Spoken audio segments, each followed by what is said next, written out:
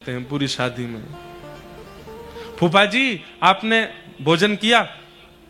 हमने नहीं किया। क्यों नहीं किया? व्रत है आज। नहीं। क्यों नहीं किया? अच्छा नहीं बना तुमने? नहीं। क्यों नहीं किया? हमसे किसी ने पूछा ही नहीं, हम क्यों करें? इतनी जल्दी अपमान का बोध होता है। वैष्णव को चाहिए, भक्त को चाहिए सम्मान की इच्छा का त्याग करे, सम्मान की इच्छा का त्याग करे। बहुत सम्मान की इच्छा नहीं होनी चाहिए।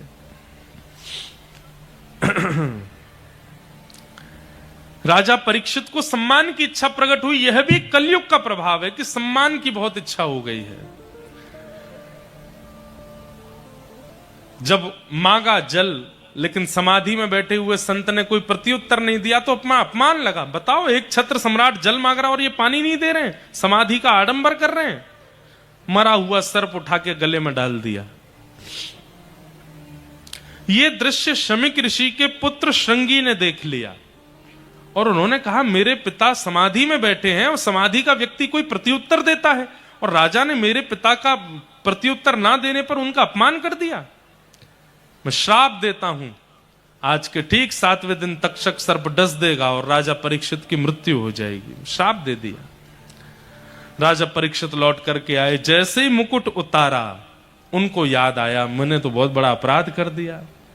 शमीक ऋषि के गले में मरा हुआ सर्प डाल दिया। यहां शमीक ऋषि की आंख जब खुली तो गले में मरा हुआ सर्प देख के उन्होंने उठा के नीचे धर दिया। उनको तो कोई पता नहीं चला। तब पुत्र ने आके बताया, पिताजी आपके द्वारा आपके ऊपर किए गए इस दुष्कृत्य के प्रभाव से मैंने राजा परीक्षित को 7 दिन में मरने का श्राप दिया है। शमीक ऋषि को यह बात अच्छी नहीं लगी। अपने पुत्र को डांटा, क्यों किया तुमने ऐसा? पिताजी आपके गले में मरा हुआ सर्प एक छत्र सम्राट डालेगा, सम्राट जब ऐसे काम करेंगे उनको दंड नहीं मिलना चाहिए। बेटा तूने दंड नहीं दिया है। दंड का मतलब क्या होता है कि गलती सुधारने का अवसर मिलेगा। तुमने तो मृत्यु दंड दिया है। अरे रोगी अगर द्वार पर आए तो वैद्य को औषधि देनी चाहिए, ना कि विष। रोगी भी चला जाए, रोग भी चला जाए। हम संत हैं, हम महात्मा हैं, हम ब्राह्मण हैं। हमारे द्वार पर आए हुए व्यक्ति रोगी हैं, उनके उनकी रोग की चिकित्सा करनी है, ना कि उन्हीं को ही नष्ट करना है। कितनी अच्छी बात है। दोष बंधुओं सबके अंदर होता है, पर हम लोग ये विचार तो कर लेते हैं कि अरे राम राम इसके अंदर कितना दोष है। ये विचार क्यों नहीं करते कि दोष क्यों है। अगर इसका विचार कर लिया जाए कि दोष क्यों है, तो कोई व्यक्ति दोषी नहीं रहेगा। कोई व्यक्ति जानबूझ करके दोषी नहीं बनता। हम आपको कोई बहुत ज्यादा दोषियों के प्रति सहन आपकी सद्भावना बने, ऐसी हमारी विचारधारा नहीं है। पर हमारी एक बात है, आप ये विचार किया कीजिए, किसी के अंदर दोष है तो उसका कारण क्या है? दोष का कारण क्या है? राजा परीक्षित को 7 दिन में मरने का श्राप लगा। ये खबर जैसे ही राजा परीक्षित को मिली, अपने पुत्र जन्मेजय को राज्य गद्दी पर बिठा दिया, स्वयं वन में चले गए और वन में जाकर के संत ऋषियों के चरणों में प्रणाम करते हुए बोले, मेरे जीवन के केवल 7 दिन बचे हैं नाथ, कृपा करके मुझे बताइए कि इन 7 दिनों को मैं कैसे श्रेष्ठ बनाऊं।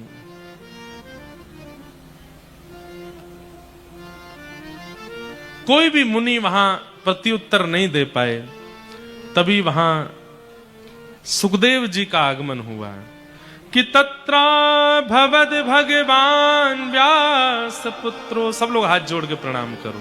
श्रीमद् भागवत के प्रमुख वक्ता श्री सुखदेव जी महाराज कि तत्रा भवद भगवान व्यास पुत्रो यदिच्छया गामट मानो नपेक्ष अलक्षलिंगो निजलाभ तुष्टो व्रतश्च बालैरवधूत भेष। बोलो सुखदेव जी महाराज की। वक्ता सुखदेव का स्वरूप है। श्री सुखदेव जी आए, परीक्षित जी महाराज ने चरणों में प्रणाम किया। मेरे जीवन के केवल 7 दिन बचे हैं भगवान, मुझे मुक्ति का उपाय बताइए। और तब यह भाव चित्त में आता है, मानो परीक्षित गा रहे हैं, तेरी शरण में आके मैं धन्य हो गया। तेरी शरण में आके मैं धन्य हो। सब लोग गाइए। ओ तेरी शरण में आके मैं धन्य हो गया। तेरी शरण में आके मैं धन्य जो संपन्न हो गया। तेरी शरण में आके मैं धन्य हो गया। तेरी शरण में आके मैं धन्य हो गया। ओ तुझको अपना बना के मैं धन्य हो गया। तुझको अपना बना के मैं धन्य हो गया। बहुत अच्छी बात। कितने मिले अमीर यहाँ, कितने गरीब हो। कितने मिले अमीर यहाँ, कितने गरीब। हाँ, कितने मिले अमीर यहाँ, कितने गरीब हो। कितने मिले अमीर यहाँ, कितने गरीब। ओ पर आप मिल गए तो, पर आप मिल गए तो पर आप मिल गए तो, पर आप मिल गए तो मैं धनवान हो गया। आप मिल गए तो धन्यवाद हो गया। हम आपको कभी भूलें ना, बस आपके चरणों से कभी दूर हो में ना। हम जैसे भी हैं, हम पापी हैं, हम अच्छे हैं, हम बुरे हैं, जैसे भी आपके हैं ना। इसलिए ये भाव तो सबको ऊंचे स्वर में कहना चाहिए। करना कभी ना दूर प्रभु, चरणों से आप हो। करना कभी ना दूर प्रभु, चरणों से आप। क्यों? चरणों के ही सहारे, चरणों के ही सहारे, चरणों के ही सहारे, चरणों के ही सहारे मैं भव पार हो गया। के ही सहारे पार हो गया। ओ चरणों के ही सहारे भव पार हो गया। चरणों के ही सहारे पार हो गया।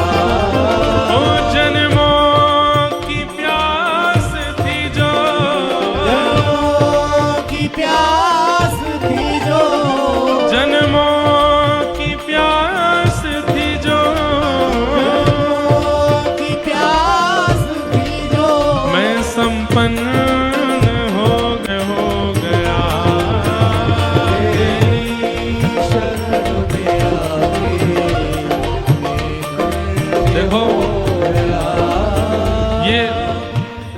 बिल्कुल प्रामाणिक बात है कि कीर्तन में ताल जरूर बजाना चाहिए, और ये ऐसे नहीं, ऐसे ये नहीं, पूरी जोश में बजना चाहिए।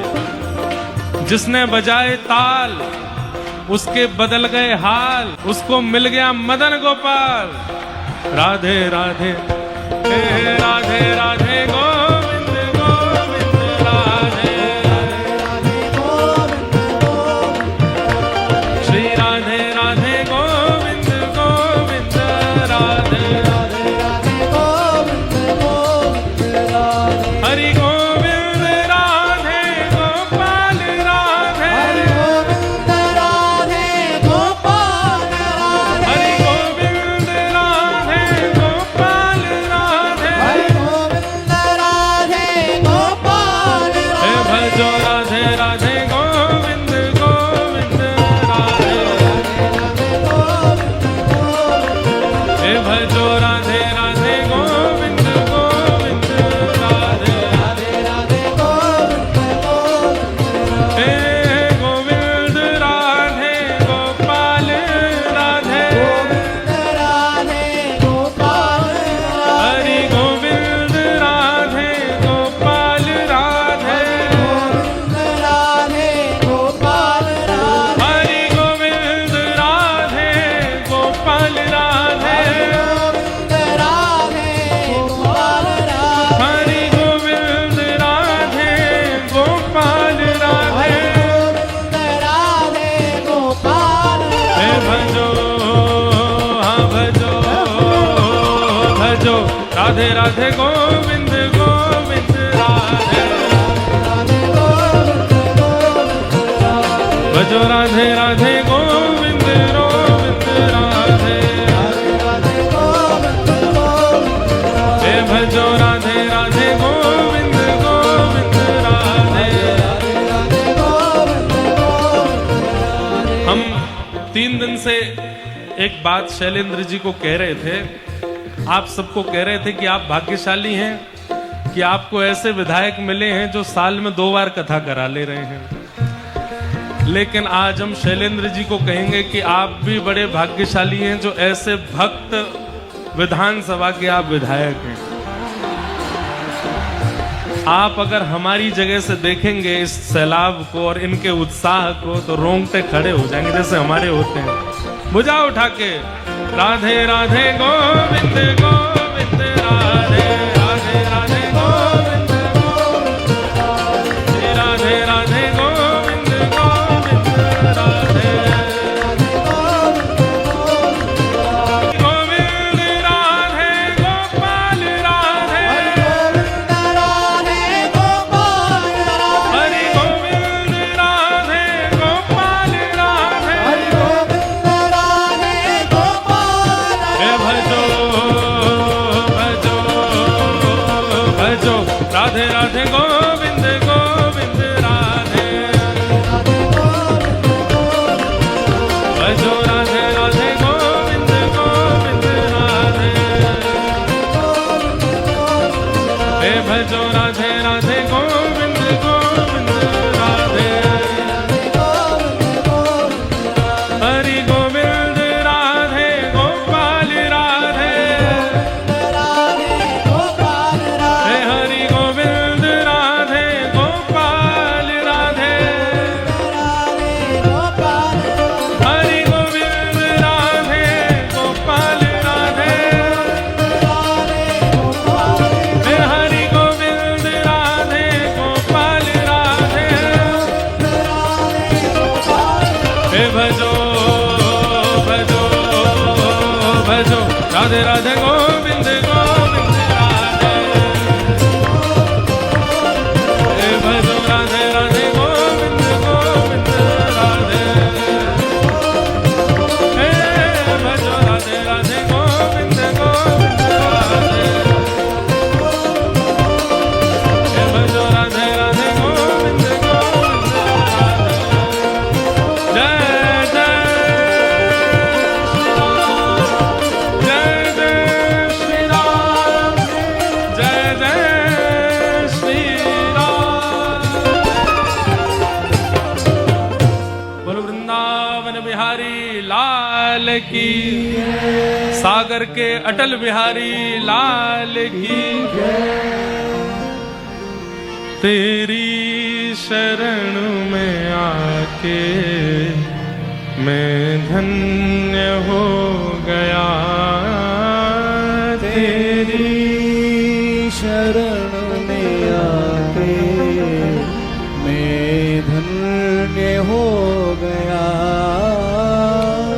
श्री सुखदेव जी महाराज के चरणों में प्रणाम करते हुए परीक्षित जी ने निवेदन किया, खो गए हैं क्या? ये बालक खो गए हैं क्या? अरे रोते हुए वीडियो मत बनाओ, ऊपर भेजो इनको।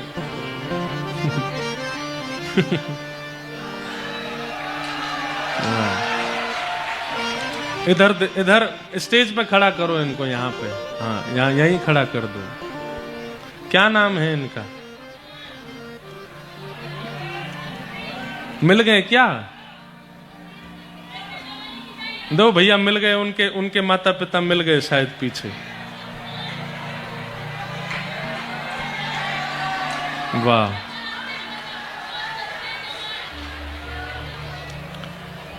बालक मिल गया है, माता जी खो गई हैं। विराजो, अद्भुत हैं भैया। अभी कुछ दिन पहले कटनी में कथा थी, वहां रोज खोते थे बच्चे। तो हमने सब माताओं से कहा भैया अपने बच्चों को संभाल के लाया करो। अगले दिन हमने कहा कि आज अगर कोई बालक खोया तो उसको हम अपने साथ वृंदावन ले जाएंगे। तो सारी जनता बोली हम सब खो गए महाराज जी, ले चलो। इतना बढ़िया आनंद। कथा क्रम में आप आगे चलें, क्योंकि आज ठाकुर जी का मंगल प्राकट्य उत्सव भी होना है। हम आप सब लोगों से एक बात बहुत विशेष रूप से प्रार्थना करके कह दें, एक दो जानकारी दे दें। बंधुओं, दीक्षा का क्रम होना है सागर में, पर हमारे श्री वैष्णव परंपरा में पंच संस्कार होते हैं दीक्षा में। एक प्रकार से नवीन जन्म होता है दीक्षा लेने वाले का, और पंच संस्कार करने में एक व्यक्ति को दीक्षा देने में 10 मिनट का समय लगता है। इसलिए हमने अभी नियम रखा है कि हम जहां भी दीक्षा देते हैं 100 से ऊपर लोगों को नहीं देते। पर अब जब हमने पहली दीक्षा देनी शुरू की थी 7.5 लाख लोगों ने रजिस्ट्रेशन कराया। अब मैंने कि जो जीवन में नहीं दे पाऊंगा मैं तो इतने लोगों को दीक्षा। तो रजिस्ट्रेशन तो अब हो जाते हैं, लेकिन अब कम से कम 350 लोग हैं जिनकी दीक्षा होनी है सागर में। हमारी प्रार्थना अब वो 24 की जगह कल ही होगी सुबह। तो जितने भी लोगों के दीक्षा का क्रम है उनसे हमारी प्रार्थना सुबह 8 बजे हमारे विधायक जी के निवास पर आप सब लोग उपस्थित हो जाना। सब भारतीय भेष में आवे, मतलब भाई लोग धोती पहन के आइएगा, ऊपर शॉल आदि ओढ़ लीजिएगा, ठंड ना लगे। और सुबह ही कल ही आ जाइएगा, कल ही दीक्षा का क्रम होगा। बल्कि 8 बजे से थोड़ा और पहले ही आ जाइएगा ताकि समय से हम शुरू कर सकें, क्योंकि समय लगेगा, कथा प्रारंभ होने तक ही लग जाएगा। इतनी देर लग ही जानी है, फिर भी हम प्रयास करेंगे थोड़ा जल्दी करें। पर हम जल्दी इसलिए नहीं करते कि हमको तो दीक्षा जीवन भर देनी है, आपको तो एक ही बार लेनी है, हम जल्दी क्यों करें। लेकिन जिनकी दीक्षा है वो लोग सब, अगर वो यहाँ नहीं आए हैं तो उन तक ये बात पहुंचा दी जाए कि कल ही यानी कि 23 तारीख को सुबह 8 बजे से दीक्षा का क्रम होगा, सब लोग आ जाइएगा। दूसरी बात, 17 वर्ष से छोटे बालक, उनसे हमारी प्रार्थना अभी वो प्रयास करें कि थोड़ी प्रतीक्षा करें। अगर उनका नामांकन हुआ है तो अभी रुक जाएं, हम फिर से सागर आएंगे, थोड़े अनेक और बड़े हो जाओ तब दे देंगे। बाकी 17 वर्ष के हो क्या? 17 वर्ष के हो? अच्छा, कितने वर्ष के हो? अब आ जाना, फिर सुबह ही देखेंगे क्या करना है। जिनकी हो नामांकन हो गए हैं वो लोग सुबह आ ही जाना। वैसे रोने लगे, हाँ ठीक है आ जाना, बस बैठ जाओ बैठ जाओ। तो बाकी जिनकी पूर्व में दीक्षा हो चुकी है कभी, वो पुनः दीक्षा मत लीजिएगा। बंधुओं, दीक्षा एक प्रकार का संस्कार है। पूर्व में विवाह हो चुका हो तो दोबारा विवाह करना चाहिए। ऐसे ही पूर्व में दीक्षा हो चुकी हो, अब आपका मन कर गया नहीं नहीं ये वाले गुरुजी बढ़िया हैं, इनको ही बना लो, नहीं, ऐसे नहीं होता। गुरु एक ही बार बनते हैं। लेकिन किसी कारणवश आपको अपने गुरुजी का स्मरण नहीं, बचपन में दीक्षा ली, मंत्र याद नहीं, तो आप दीक्षा ले सकते हैं। बाकी एक बार पूर्व में दीक्षा हो चुकी है पर आपका इंटरेस्ट नहीं बन रहा है तो आप पुनर्दीक्षा नहीं ले सकते। आपको अपनी भक्ति सुधारनी पड़ेगी गुरु के प्रति। पूर्व गुरु ही आपके सर्वस्व हैं, इसका ध्यान रखिएगा।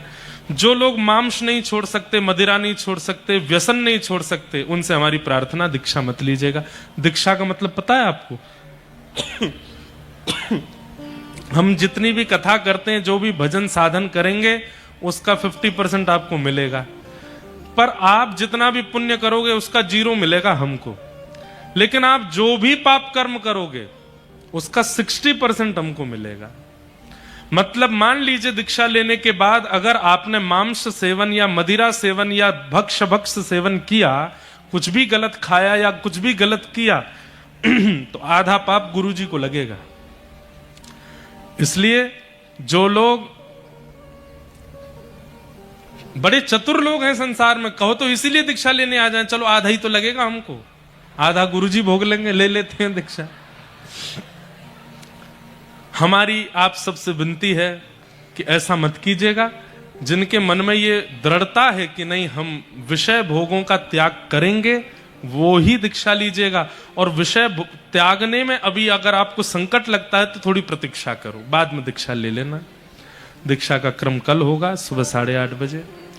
दूसरा, अभी कथा के विश्राम में उत्सव होगा।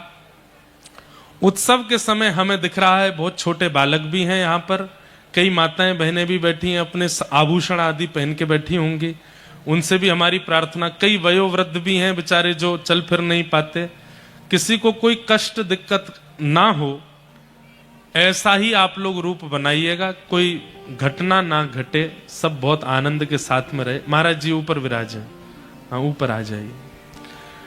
तो इसलिए आप लोग बहुत विशेष ध्यान रखिएगा उत्सव में अपना। बाद में हमसे मत कहिएगा आपने बताया नहीं हमको, इसलिए बहुत ध्यान से रहिएगा। अब हम कथा को उत्सव की ओर लेकर के चल रहे हैं।